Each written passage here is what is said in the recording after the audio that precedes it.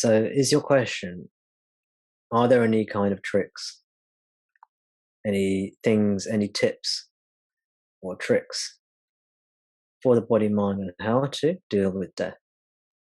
And not necessarily fear of your own death, but fear of your near and dear dying. Yes, tricks or like stepping stones, which are not the total truth, the absolute truth, but maybe are more easy to grasp from someone who still believes to be a body-mind. There are many.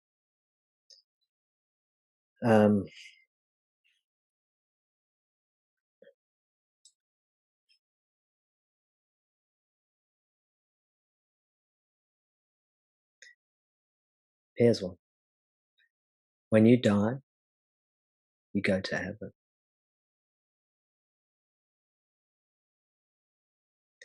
And when your loved ones die, they go to heaven. And when you die, as long as you've been mainly good, you ought to go to heaven. You'll see them in heaven.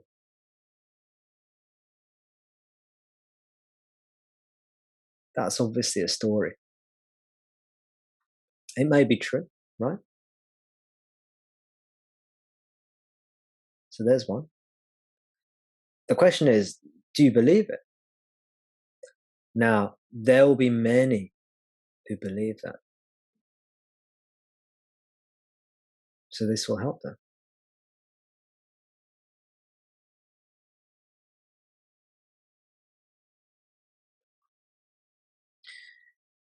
The question is, what's going to help you? You have to find a teaching for you. If you're a spiritual seeker and you're afraid of something, maybe you're afraid of your own death. Maybe you're afraid of somebody else's death.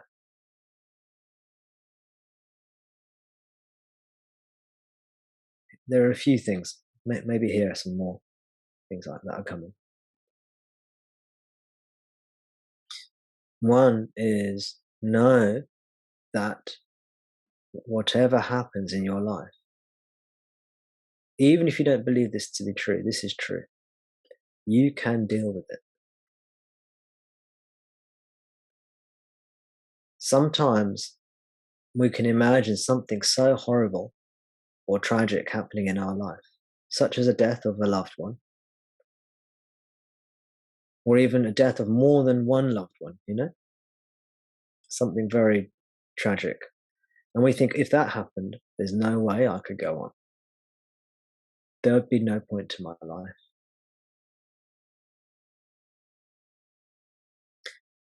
One thing to know is you will be okay. They will be okay, and you will be okay. When your loved one dies, they are liberated from the suffering of this life. Let that give you peace.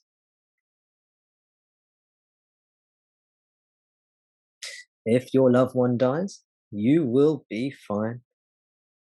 And it is okay for you to find happiness, even in their death or after their death. One thing that can help people, if somebody dies, is to think, what would they want? What would they want from me?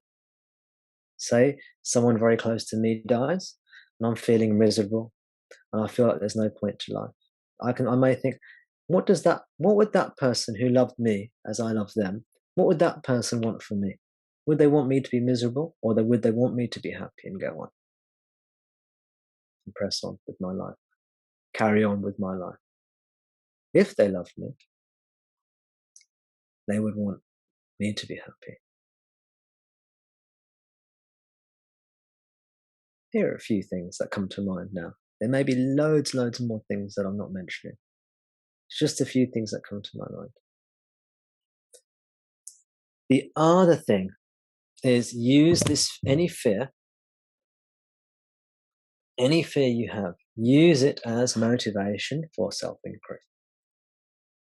Realize that you will not be free of this fear. These fears will keep on haunting you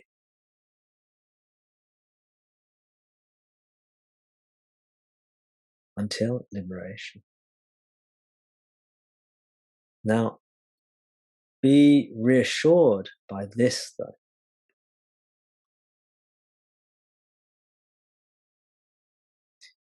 Be reassured that as you practice self-inquiry more and more, as you, figuratively speaking, come closer and closer to yourself,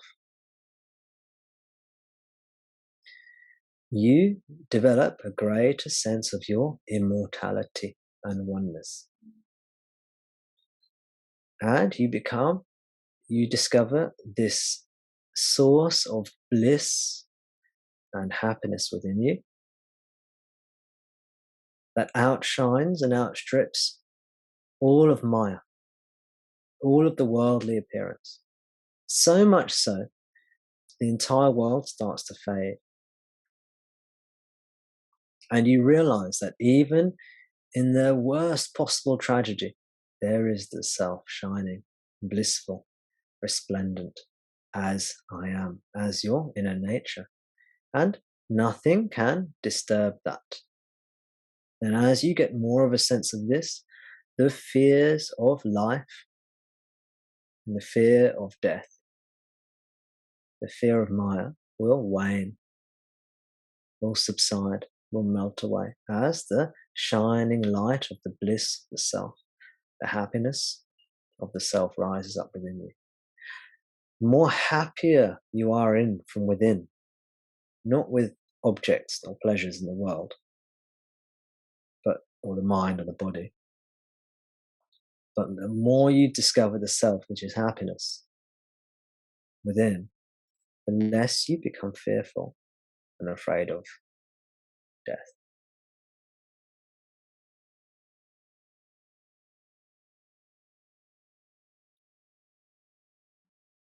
Now, I've already touched upon some things there that have come to hand, but you're welcome to ask me more about it if that doesn't help you or if you want to know more.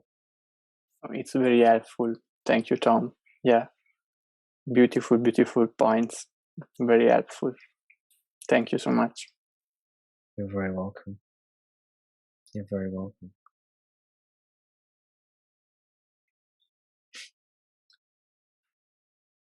On a practical note, one thing that happens if somebody dies, if they're lucky and they have friends and family who love them and care for them, those friends and family often need support, and usually for the first couple of weeks. So say one of your family members dies, God forbid. Say one of your family members dies.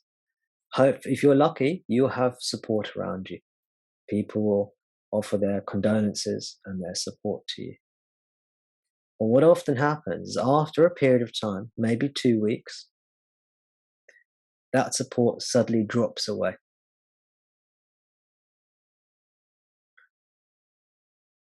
And you may find yourself feeling quite alone. You had all this support and suddenly it drops away and people move on. So if you know somebody and maybe one of their relatives has died, remember just to check in them. Not just to forget after 2 weeks, after 3 weeks, but just to check in on them.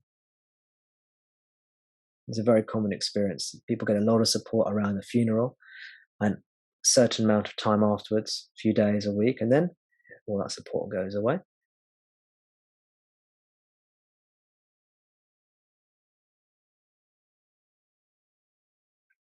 The other thing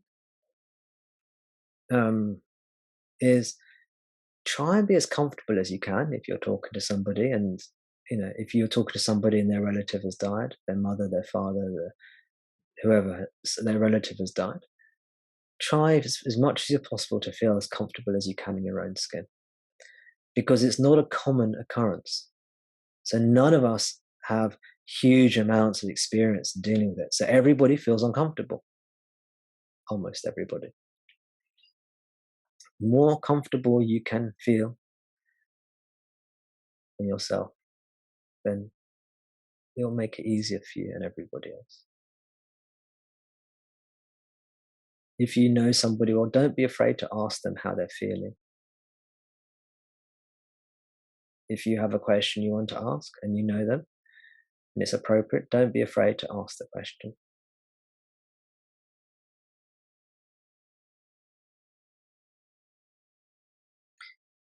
Some of you may know my mother died when I was young. I was in school. I was a teenager. And I remember there was a boy at my school who I wasn't very good friends with him, but we were friends, you know. And I remember after my mother died and I came to school, all the other kids were like petrified of me. They couldn't look at me properly. They just avoided me. They didn't know what to say. And I understood that. I understood that they didn't know what to do. They didn't know how to react. They didn't know what to say.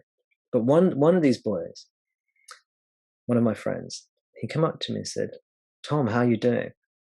I said, "Yeah, I'm fine. I'm fine." You know, of course I wasn't, but you know, what else was I going to say? And then he said to me something that I really appreciated. He said, "What happened?" I said, "What happened?"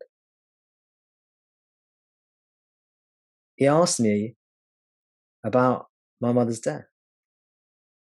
What happened? He said, "I'm sorry," and all that stuff first. He said, "I'm really sorry to hear that your mother's died or your mother's passed away." And he said, "What happened?" It was the first and only person who asked me. And he gave me an opportunity to talk about what happened. Now, I'm not saying that's the question you should ask to everybody. I'm just giving you one boy's experience. I don't know what that's worth. But for me, it was very nice for somebody to ask me a question. And I remember some of my teachers saying to me, "Tom, if ever you want to talk, you know, I'm here. You can talk to me." And I thought that was very nice. There was no way I was going to, I wouldn't even know where to begin.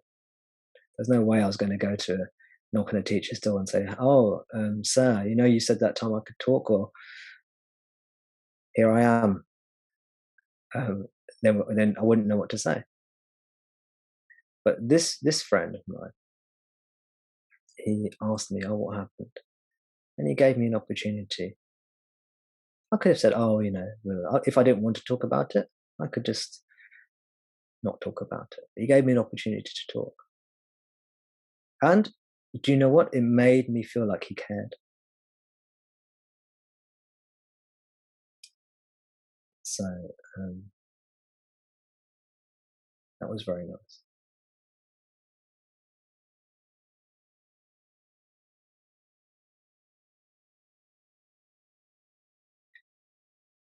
I think he was somebody who was very comfortable in himself, you know.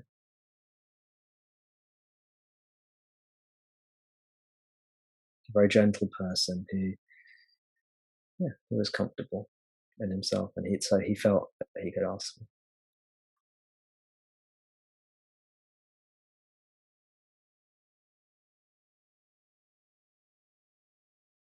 But let me tell you, life does go on. You can be happy, and you should be. If something tragic happens in your life, never feel guilty. Well, you may do, but try not to feel guilty if you feel happy and stuff like that.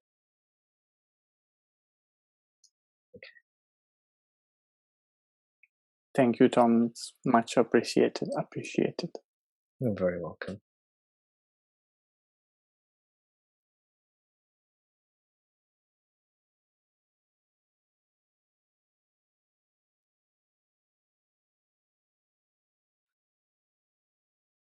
And my mother was a very important person in my spiritual journey. She often talked to me about spiritual things, and it was her who really gave me. I think it was her love for me, as well as the things she talked about, but her love for me that really allowed me to understand what love was and love is. And her presence for me was a gateway to the eternal spirit. So I'm forever thankful to her for so many things, and my spiritual journey being one of them.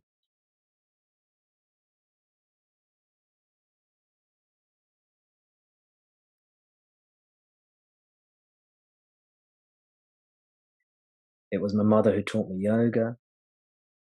It was my mother who told me about this wonderful holy book called the Gita, and so on and so on. I'm very lucky.